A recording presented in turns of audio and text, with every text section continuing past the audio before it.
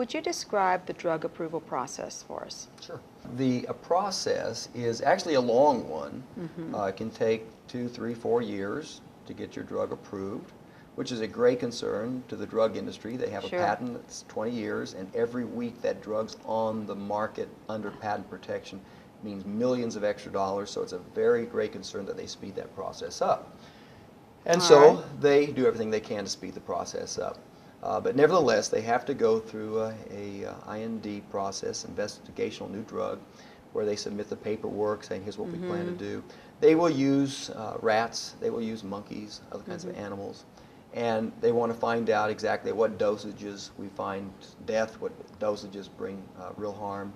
Okay. And that allows you to start establishing some levels for use with humans. And you go through a phase 1, phase 2, phase 3, and actually we have phase 4 part of your study, where we actually begin by giving it to a small number of people, and then we enlarge that number, and then we let it out in phase 3 to the general public. And phase 4 is after it's been released to the public, the American people are taking the drug.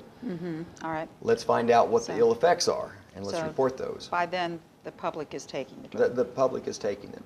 Okay. And unfortunately, what's amazing is that phase 4 studies are generally not done. By law, they must be done. They're generally not done. Why? not? Because pharmaceutical industry knows it's not in their best interest to do those studies. They just don't do them. You think, well, hold it, the FDA will shut them down. FDA says they simply do not have the personnel and the resources to enforce the law.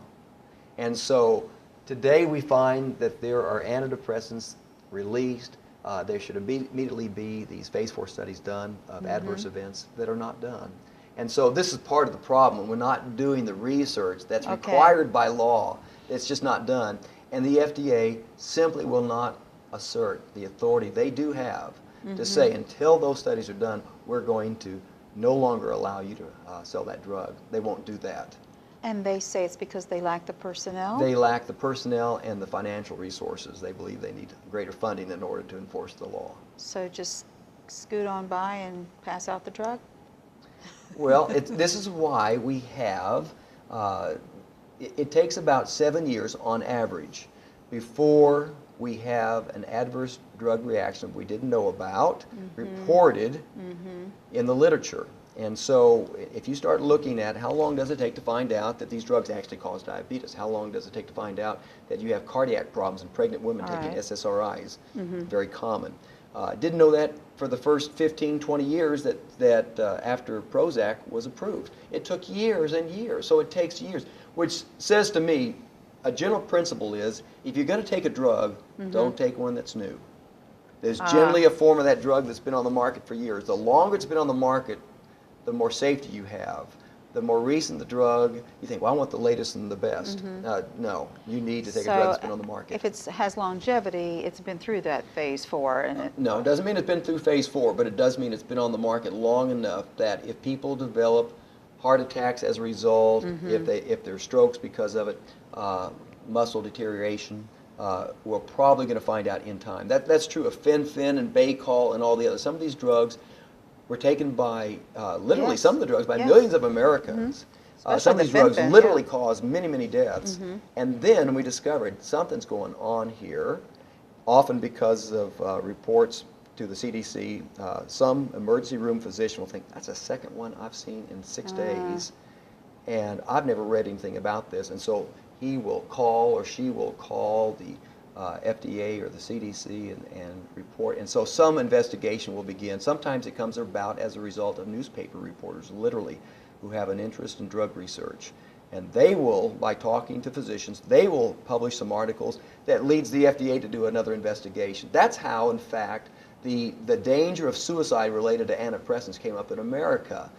The British got upset about this. The Germans, remember, at first said, we're not going to approve Prozac because of all the suicides, 3 times the risk. The British later required GlaxoSmithKline to go back into their files and find out if there was any danger there because of these reports that were coming out in the media. GlaxoSmithKline did it, said, guess what, we missed this. They had called all those suicide threats and actual suicides emotional lability. Well, who knows what emotional lability is? Never heard the term. I'd never heard the term. Emotional liability? Emotional lability. Lability. Lability. I don't know the word other than I know that's what GlaxoSmithKline called it. And so they said, guess what? There is a risk here. We're sorry, we didn't really notice this. The British government reacted to that. Then we had the New York Attorney General hearing what was happening in Great Britain say, I want to know more.